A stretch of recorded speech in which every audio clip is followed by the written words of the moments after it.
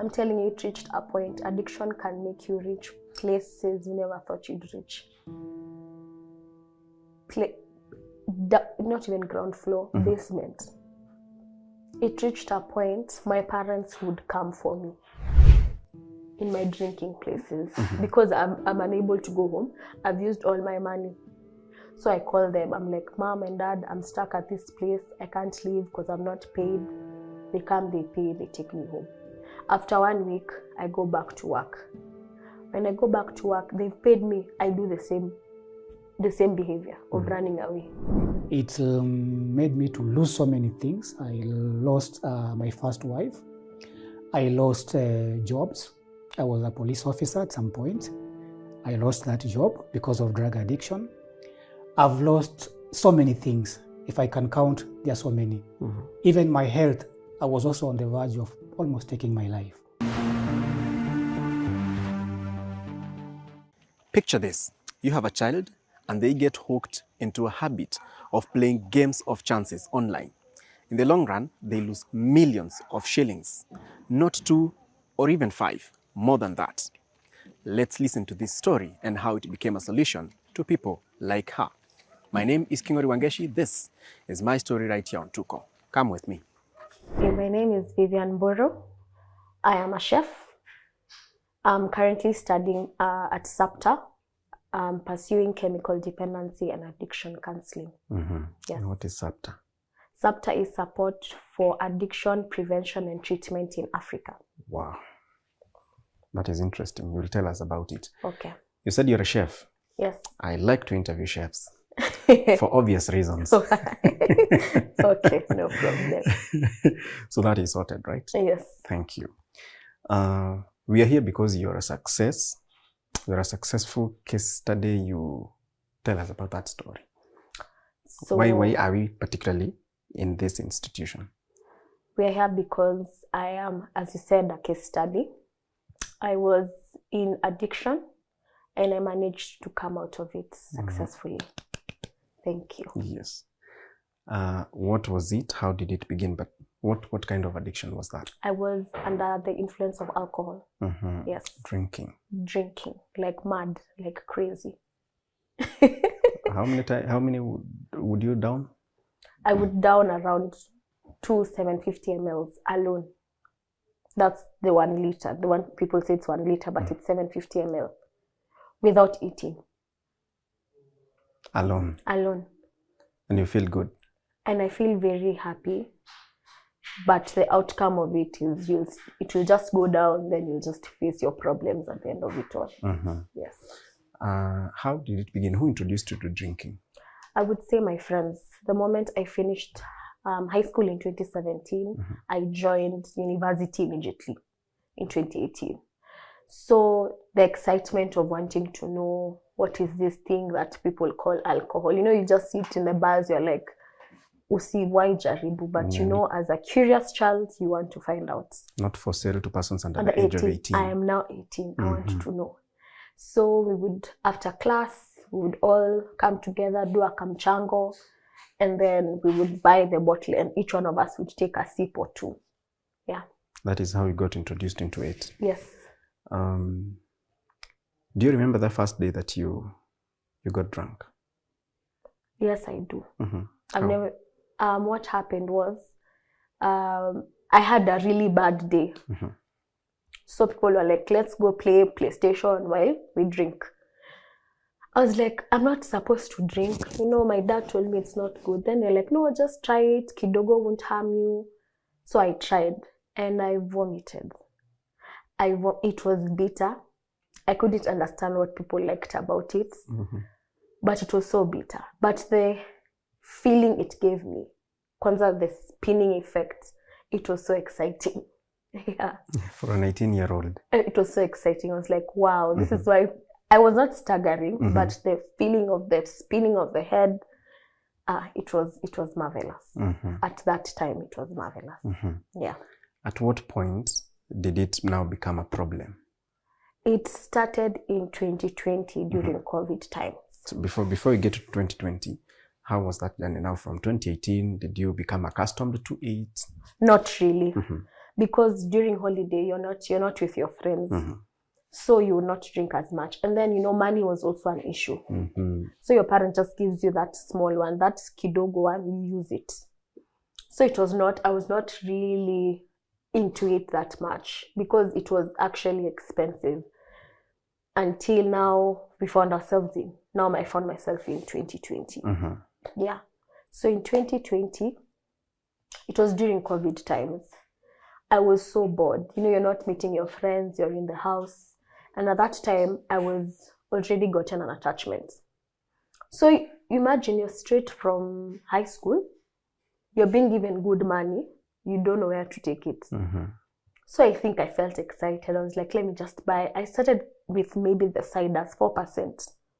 It was not giving me that effect as fast as these other brands. So I started putting alcohol in the bottle, then I drink in my bedroom, slowly by slowly.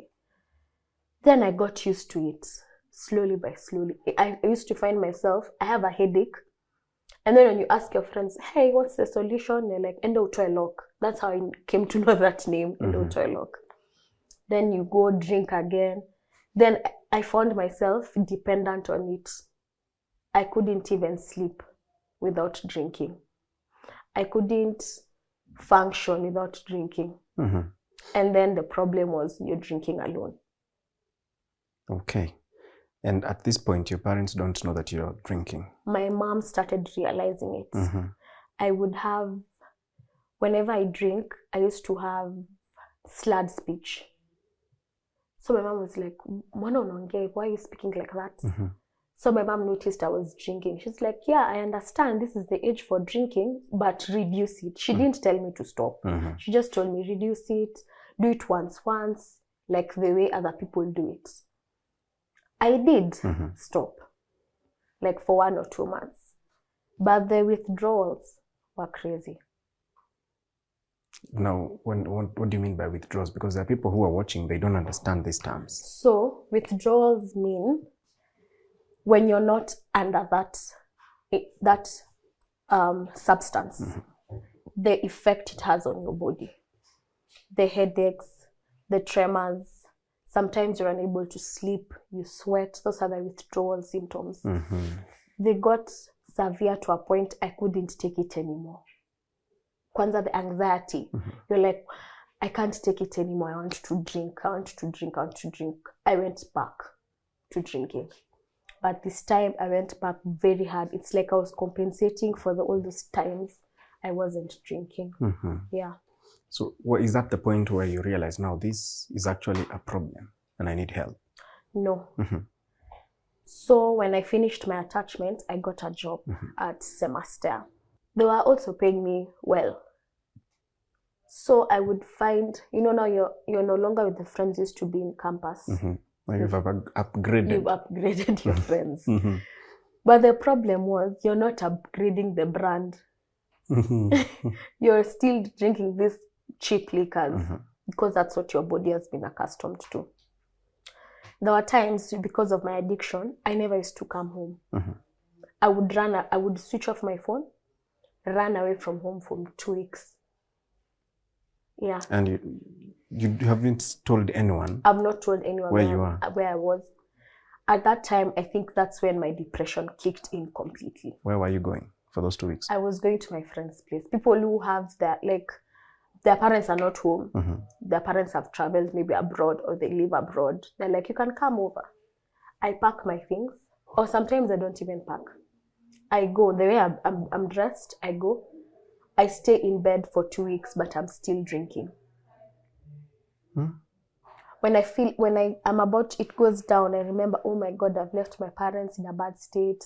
I'm such a bad child. I've not been supporting them. I go back to the wines and spirit, I drink so that I can forget those thoughts. I'm telling you, it reached a point. Addiction can make you reach places you never thought you'd reach. Not even ground floor, basement. It reached a point my parents would come for me in my drinking places because I'm unable to go home. I've used all my money. So I call them. I'm like, Mom and Dad, I'm stuck at this place. I can't leave because I'm not paid. They come, they pay, they take me home. After 1 week, I go back to work. When I go back to work, they've paid me. I do the same behavior of running away.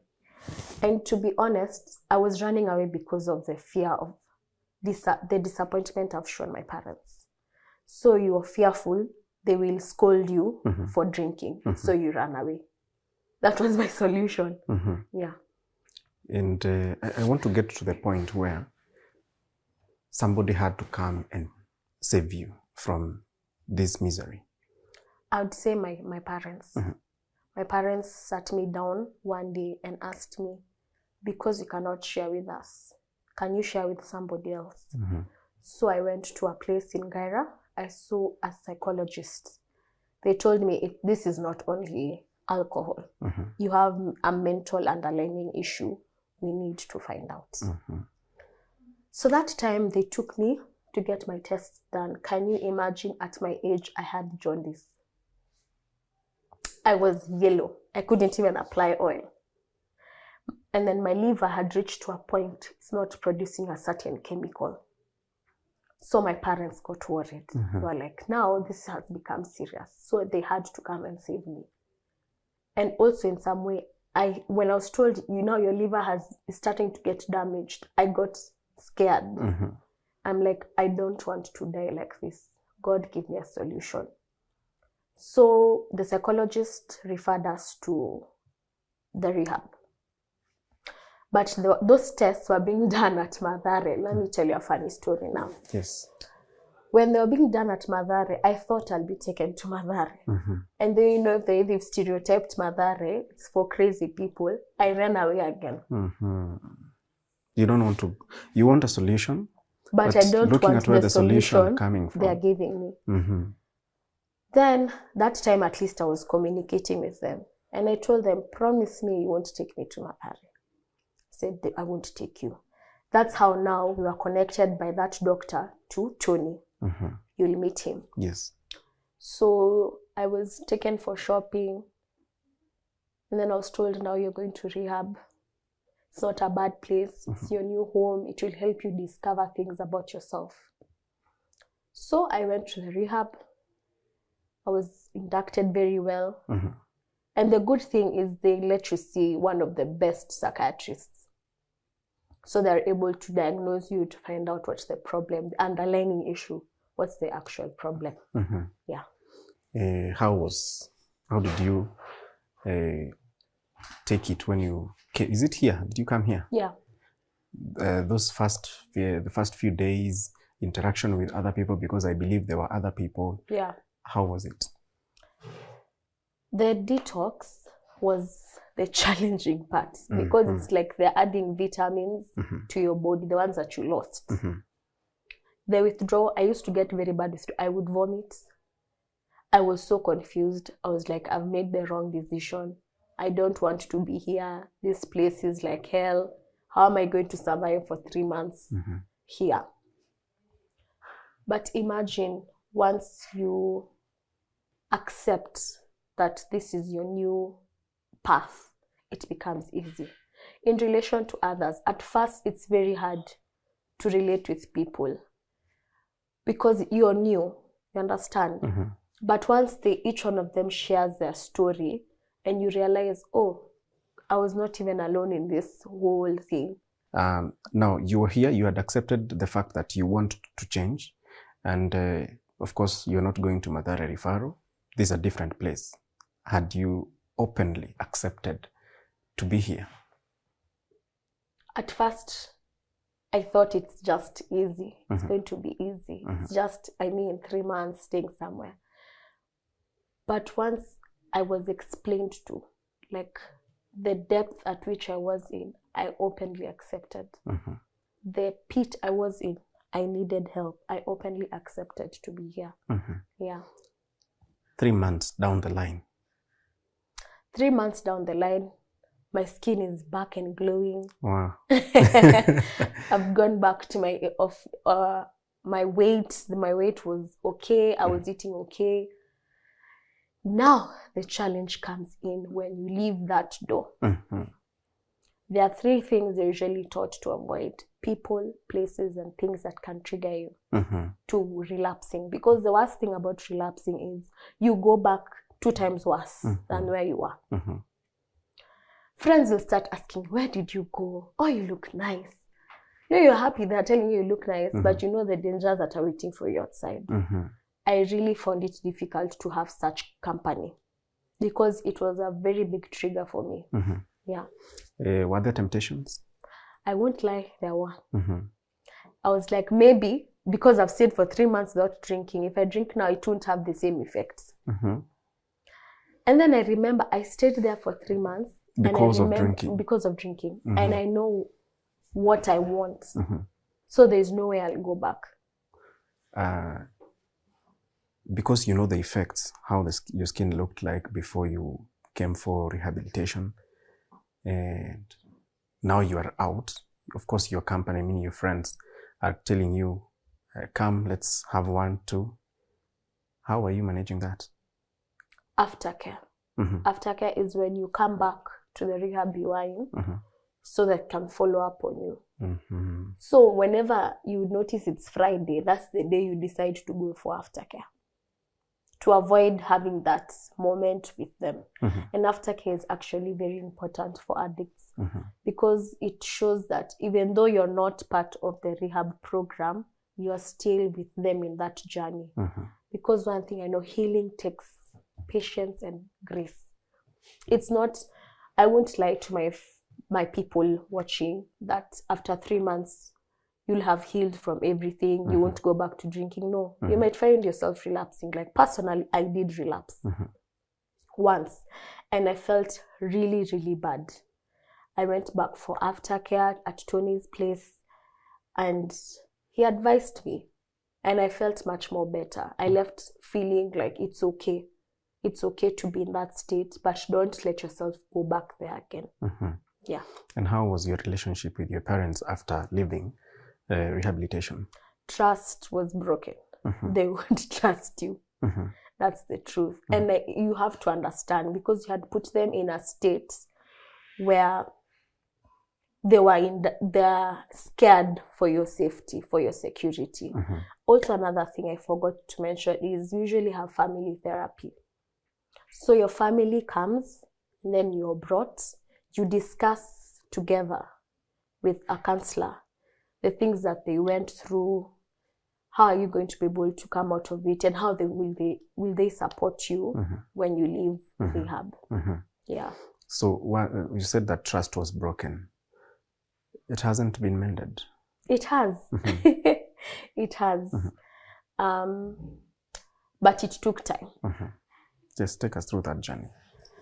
So there are times you can't even leave the house to just go for a walk. They'll be like, you're going back to drinking.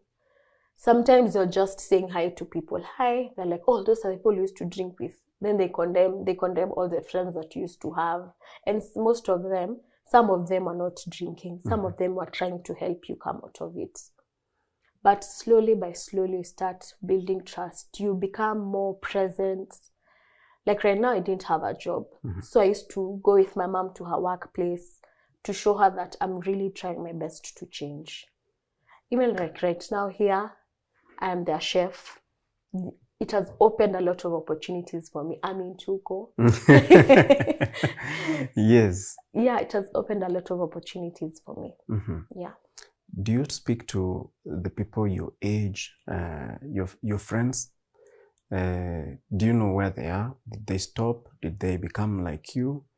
I mean, the one who was addicted to drinking, or how do you now relate with the rest of the society? Funny enough, because of the course that I'm doing, most people I attract are people suffering from addiction and they want to come out of it.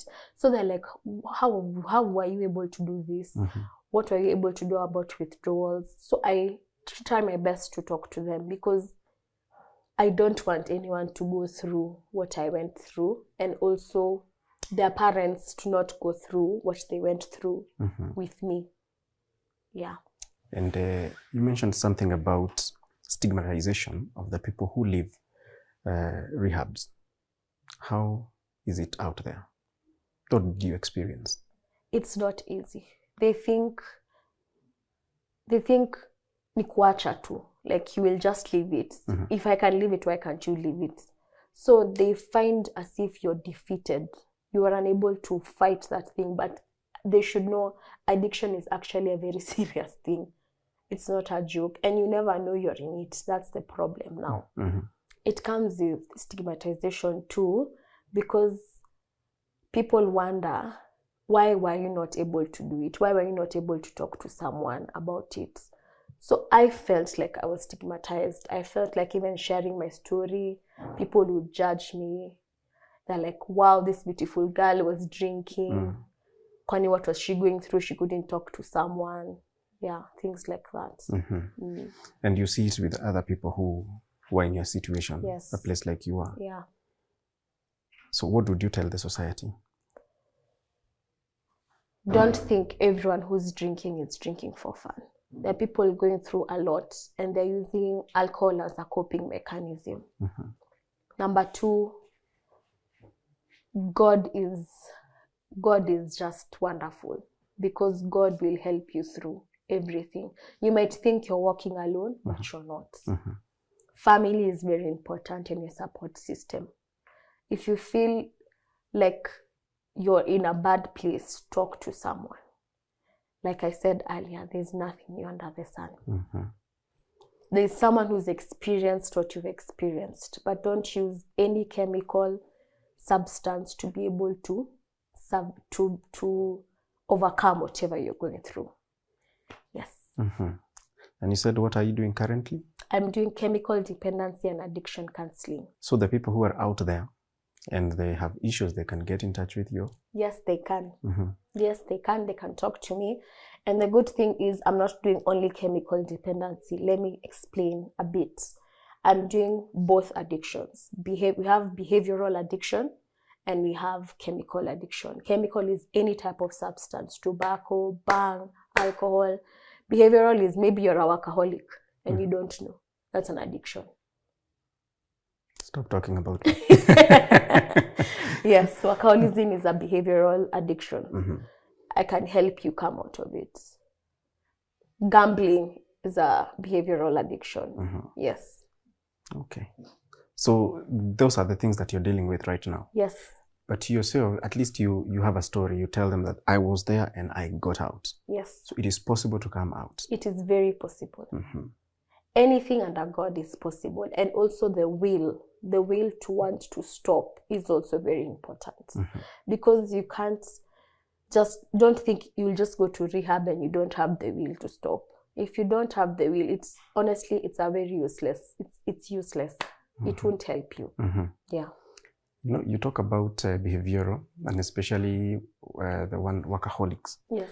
I have heard stories of people who are in positions of leadership. They're bosses because themselves they are workaholics. The people they work that work under them, they want to influence the same with them. They want them there every other time that they're in the office or they're working. Can you help such people? Yes, I can. I would want to find out. Maybe it's a displacement issue. Maybe it's also a personality complex issue. Maybe it's just a personality. So you need to find a way to cope around it. Because if you can't change your boss, this is your boss, find a way to cope about it. I'll help you find out how to cope with it. Is there an issue? Are you trying to hide something? People hide things under such addictions. Yeah. Your email address? kui.vivimboro@gmail.com. So Vivi is VIVI? Yes. Rerun it. Which camera? kui.vivimboro@gmail.com. We'll have it right there. Yes. Thank you so much, Vivian. Thank you for having me. And it's such an inspirational story. Yes. And the courage to share through the challenges that you've gone through and how you overcame. I think it will be a testimony to someone out there. Okay. And will also maybe carry their story after hearing that you came out of it. They will also come out of it. Thank you so much. Keep going, girl. Thank you. And your skin is still glowing. Thanks. I think it's the camera. Lovely. No, it is. It's glowing? Yes. It's You just a remiss. You have some presence, because when you walked in the room, you brightened the room. Yeah. So you have it. Oh, wow. Yeah, keep going. Thank you. Karibu sana. Thank you, Anthony. Before you introduce yourself to the audience, I need to say that Jacinta sent us a message from United States of America. Yeah. And told us to come to Kamulu. We will find Anthony. Yeah. So who is this Anthony? And what is your relationship with Jacinta? Okay. Yes. Wow. I have a very long story, but I'll cut it to a very short story about me and how I came to know Jacinta. First of all, I am a recovering addict myself. I was treated in a very good facility in Kenya. And I'm an addiction counselor by now because I've got an experience, I've been trained, and I've worked in so many places, both in Kenya and abroad. Yeah, so I have a lot of experience. I've worked with the poor for about 6 years. I've worked with street children in the slums of Korogocho. I've also worked with the very rich patients in Karen. People who have been paying about $500,000 per month for treatment, this kind of treatment. So I've got a very big experience in terms of treatment. So how I came to meet Jacinta. You have not told us your full name. My full name. Yes. Thank you so much for reminding me. So my name is Anthony Jack Chesoli. Anthony Jack Chesoli. I am married to one wife. Yes. A little background about me is that I was born in this posh lifestyle. In Mombasa, in the estate of Nyali. So I was raised as a rich kid, but I didn't like that lifestyle. So I found myself going to the ghettos, to the slums. I could mingle with the poor. So I enjoyed staying with the poor, playing games with them, and I would go back to the estate.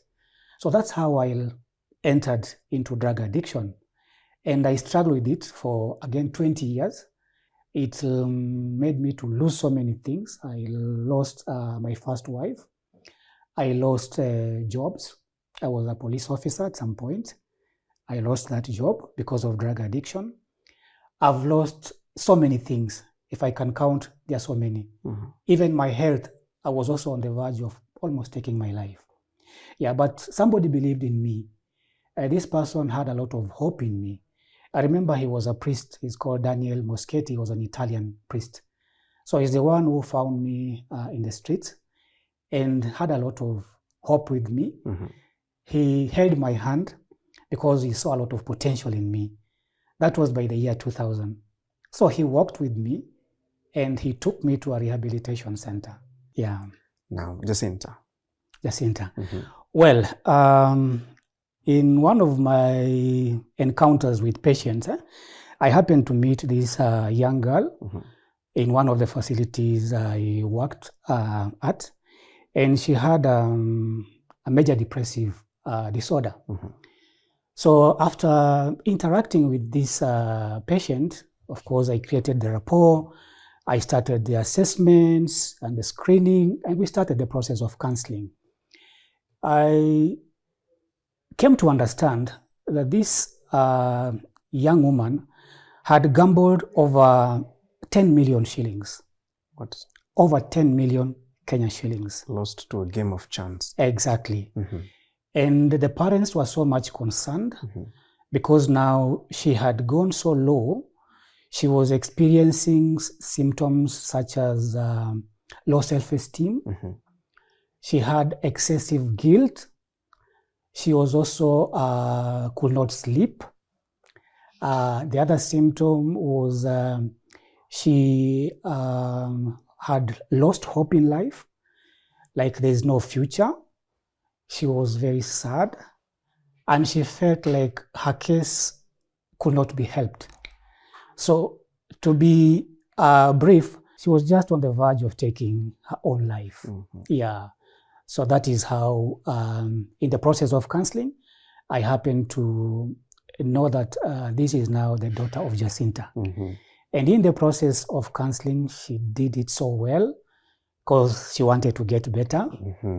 And after the treatment, she has now stayed sober for the last 8 months.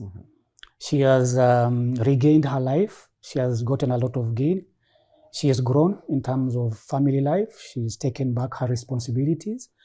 She is also very now honest in terms of how she relates to other people, and she's doing well in life. So for me to see somebody who is down, is on the verge of taking his or her own life, to a place where somebody is completely changed, for me that is phenomenal. It is. Yeah. Because the amount of money that you're talking about, the beginning of this year we did an interview. Yeah. But that, he was a gentleman, and he had lost about 4 million and 3 vehicles. Yeah. And now this has doubled to 10 million. Exactly. When a person gets to that point, how do you handle them? As first as family, and then you as a counselor. Yeah. Unfortunately, not many people do get to where we are. The recent statistics indicate that about 30% of the people who have such problems get into a place we call remission. That is, they stop on their own. Now, we have got about 10% who happen now to get to where we are. They're actually on the verge of taking their life, and they come seeking for help. Either they come voluntarily, or they are brought by force. For lack of a better word, they are brought by force. So that is 10%. Remember that we have got this 60% of people who have such problems but don't get any help. They are out there struggling with these issues, trying to maintain a state of normalcy. Yeah. So for us, when we get this case of the 10%, normally it's either voluntary, either they have brought themselves, or they have been forced by family to seek for help. Yeah. The things that I have gotten out of the conversations that we've had today, Yes. There are those who are struggling with substance abuse. Exactly. You have brought about the perspective of game of chances. You're addicted to, staking and putting money, expecting more to come. Yeah. So what kind of things or what kind of addictions or abuses do you deal with? Well, I'm trained in chemical dependency, that is drug addictions. But there are two types of addictions. There is the substance, and also we have got the behavioral addictions. So you find that people who have substance abuse problems also tend to have an element of behavioral addiction, because all types of addictions affect the same part of the brain. The chemical dependency and even the behavioral addictions, such as gambling, such as sex addiction, and even workaholism, and even exercise addiction. They affect a part we call the midbrain. It is on this part of the brain. These two types of addiction have got a lot of similarities. And also the behavioral addictions tend to propel people to also enter into drug addiction. Like now in this case of the gambling addiction, this young lady had also started taking alcohol because she was feeling very guilty. She wanted to numb her feelings. So that is the only way she could cope. And how old was she? She was 31 years old. Yeah. Okay. Yeah. So to cover this addiction of staking or playing these games of chances, now start drinking. Exactly. Now drinking is an escape, because when somebody plays a game of chances, there are either two things. Either you are going to win or you are going to lose. That's why it's a game of chance. Exactly. And in that state, there's a lot of anxiety because you don't know what is going to happen. And not everybody can deal with that anxiety. So as they are waiting, they either tend to numb that feeling of anxiety with something. And that something either happens to be alcohol, or it can even be weed. Like in her case also, she could take also weed sometimes, and alcohol. Yeah, which works for a moment, but not in the long term. Yes. Yeah. Is that how now you are able to bring other people on board Exactly. after her success? Well, I will not say that it's not just after this case. I've worked for many years, about 18 years. There are many people who have success stories, and some of them come to share, some don't. Yeah, so she's just one of those who came, but there are many. However, what now made me to come up with Symetria is that now there was a big demand of people who are now being referred to me. Yeah, because of course of the history I have. So now I could not like take them to places where I was employed. I had to find a place. I had to find partners. I had to seek for friends so that we can come up with a place like this. Yeah, people of similar visions, similar goals, and that's how we came up with Symetria. Yeah. And now, Symetria, was it born out of this case? Exactly. I'm saying this case was like the, I can say the pioneer. Yeah, because once we got success in this case, we had a lot of people inquiring because they learned that she went to attend support group meetings and she was sharing her story. So people were so much interested. Who is this Anthony? And where is this place? Because you see, gambling is very much underrated. People are suffering in silence. So when they heard about this case, I remember in that first month, I got 3 referrals. Talk to somebody who is watching. Yes. They're struggling with this. I don't know what they may be struggling with. Yes. But it could be one of the things that you have talked about. What would be your message? Well, my message to everybody who's out there, life is unfair. And challenges are part of life. There is nobody who's going through life without a challenge. In fact, somebody told me that, Anthony, if you find that everything is going on smoothly and you have got no issue, first of all, try to lift up your hand. Just try and do like this and do like this. Make sure also you turn on your right and make sure that you are not in a coffin. Because if you are alive, you will encounter challenges. But when you encounter challenges, remember, it's not the end of life. And there are ways of how you can cope with challenges of life. Either you can handle the challenges alone, or you can seek for help. And that help is easily available. Yeah. All right. Thank you. That is quite profound. You check whether you are in a in a coffin. Make sure you're not in a coffin. Yeah. Because if you're still breathing, yes, challenges will be there. Challenges will be there. We all struggle with different challenges. They might not be the same, but we all have challenges. Yeah. You said that you recovered yourself. Exactly. How many years back? That is about 22 years now. 22 years ago is when I stopped using all forms of substances. Yeah. The reason I asked about how far back is so that people understand that it is possible to overcome it and last. Like you have recovered, you will not go back. Exactly. You won't relapse. That's why I've asked how far back. So 22 years is a long time. Yeah. That is, can we call it now, super success and confidence in somebody who might be struggling to know that it is possible to do this for the long haul. Exactly. Yes. However, in the language of recovery, I don't call myself as a recovered drug addict. I still am recovering.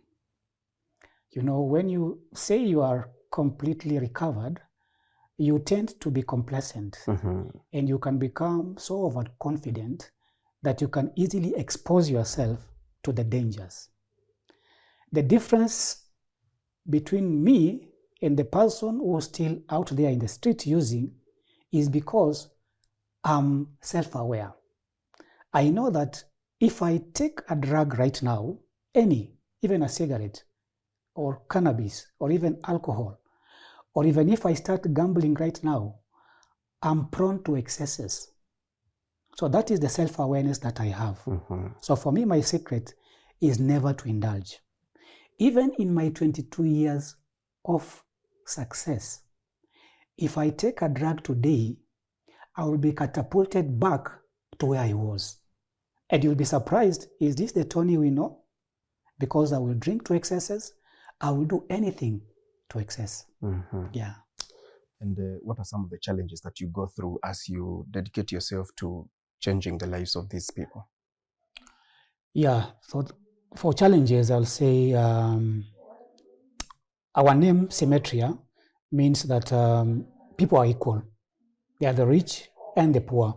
But for us, they are all equal, and they need to get equal treatment.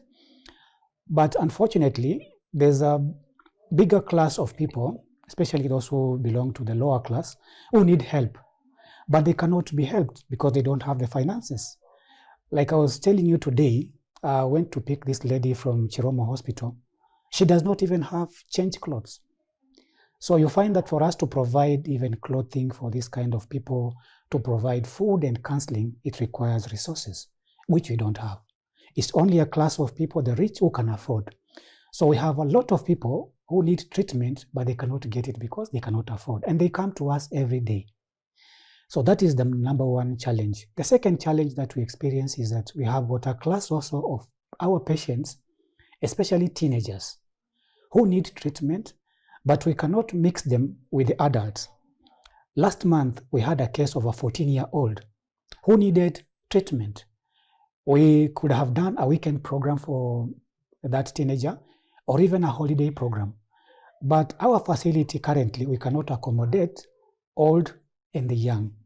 So that is another challenge. And they are out there. There are so many. In fact, if we can rescue these teenagers, we'll not have cases of 60-year-olds coming to us for help, because that is a preventive measure.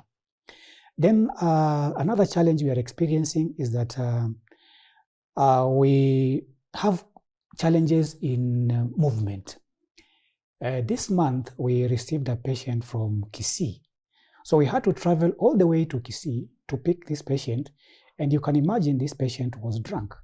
So traveling with somebody who's drunk, coming to a facility in a public vehicle, again, you see, it brings a lot of issues.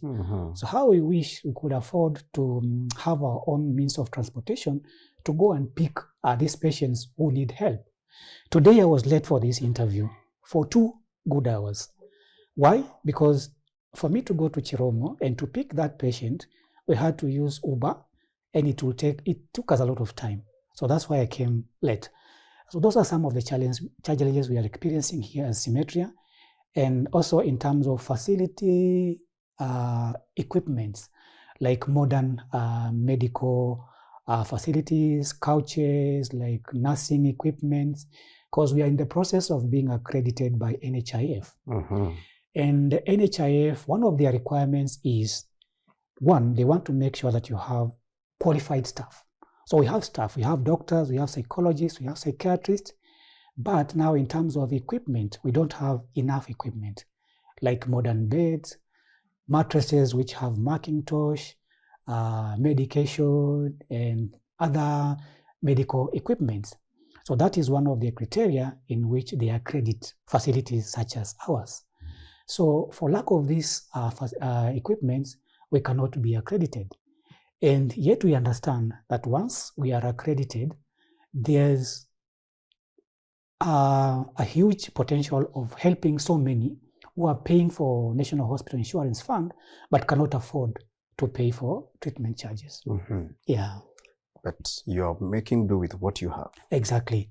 We can't complain. We can say that we are making progress with whatever we have, and we are grateful each and every day. And that's why you can hear the cases of the people we help. In fact, we feel that if we are blessed more, we will help more. That is quite a testimony. Yes. And now you're using that experience to help many others here at Symetria. Sure. Yeah. Would you like to, because we are signing out, would you like to say hi to Jacinta? I know she will be watching from Chicago. Exactly. Yeah. Well, Jacinta, it was a pleasure to meet you and your family. I was so impressed by the progress of your daughter. She's one of those I'm so proud with. She's doing very well, and I pray that she continues with the gains. I'm also so happy that you sent these guys to come and interview me, because now that shows that you have a lot of trust with me. Thank you so much, and may God bless you, Jacinta. Yeah. Also say hi to the people who are watching from Chicago. Yes, everybody who's watching from Chicago, I'll say hi. We are doing well here in Kenya. We are very hopeful.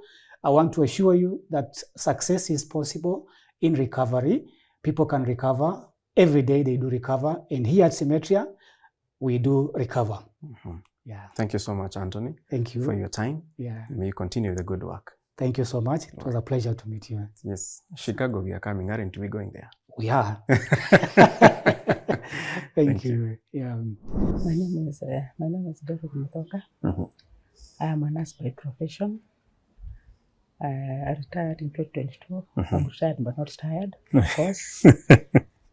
And also I'm trained psychologist. I have a diploma in counseling psychology. I've worked in Bangladesh Hospital for over 20 years. That's why I retired. And I did a lot of things about HIV and so forth. I was dealing with the HIV patients.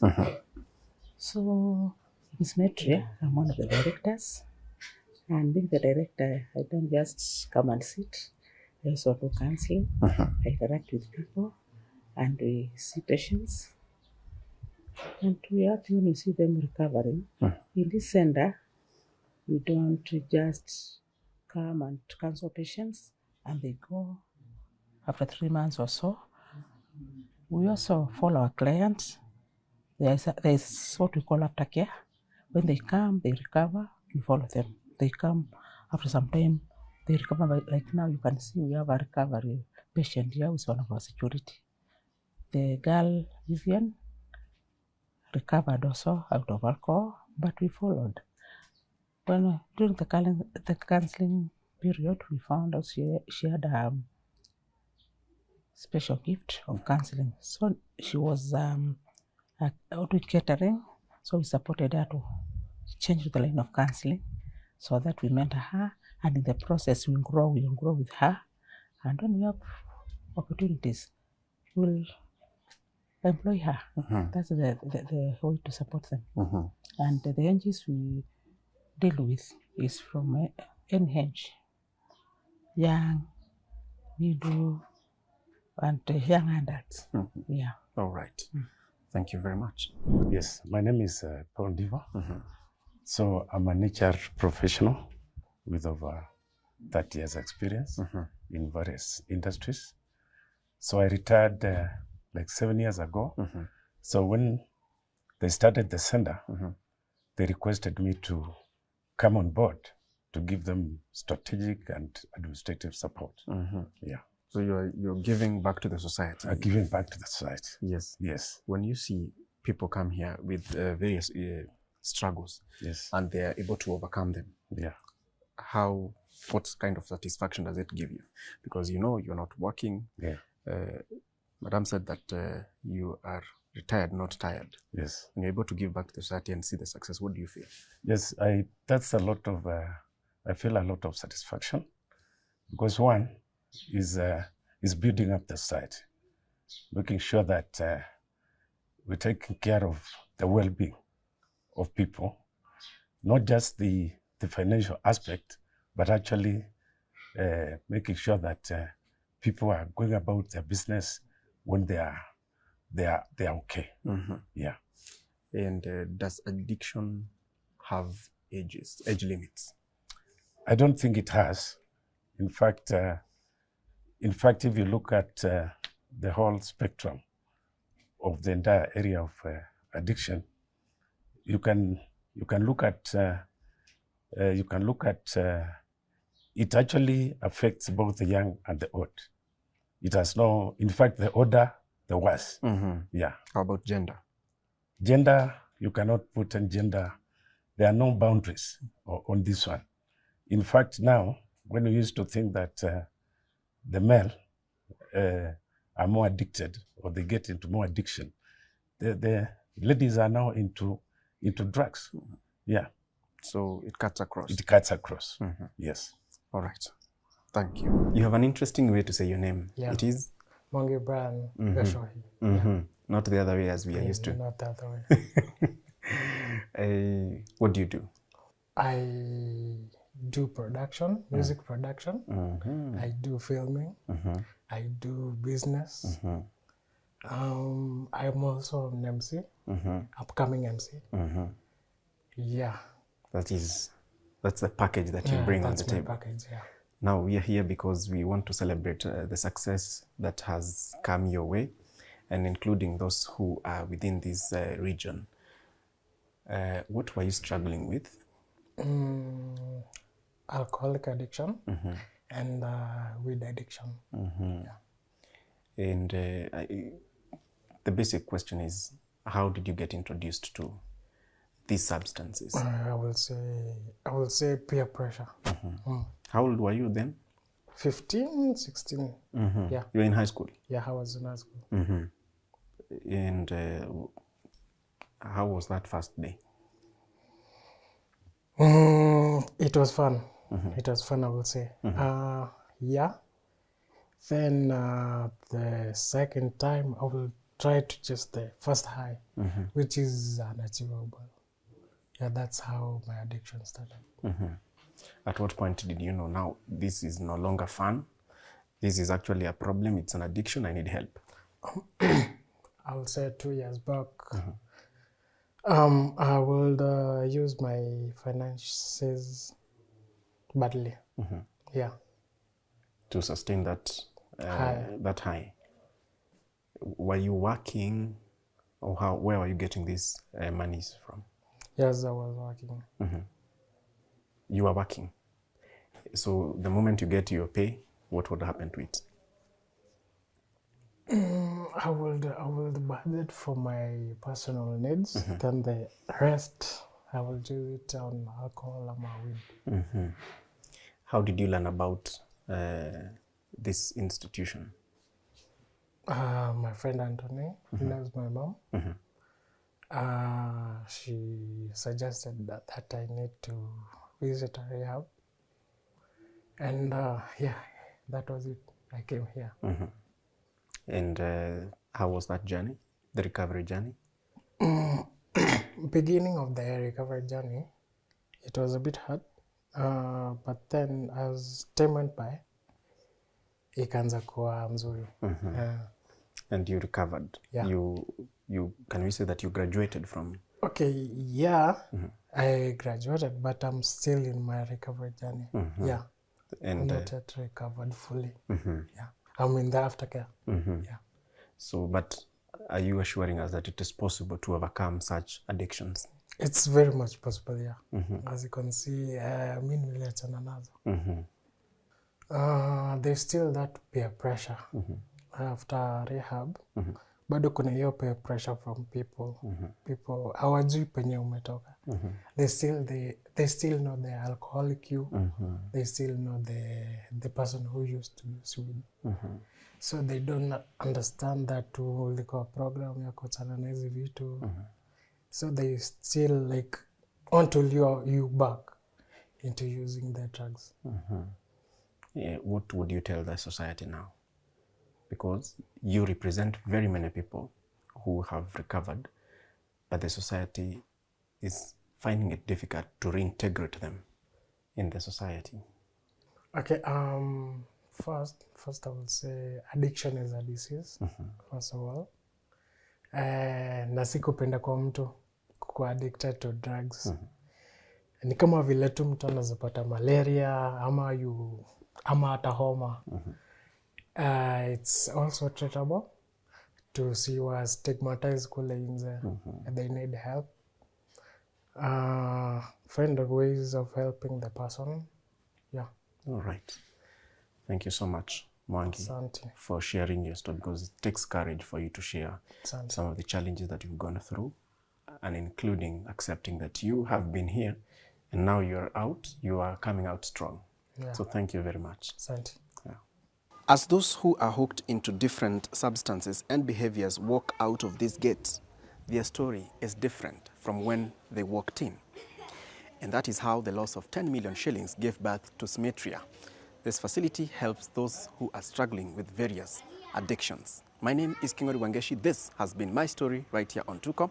Thank you so much for watching.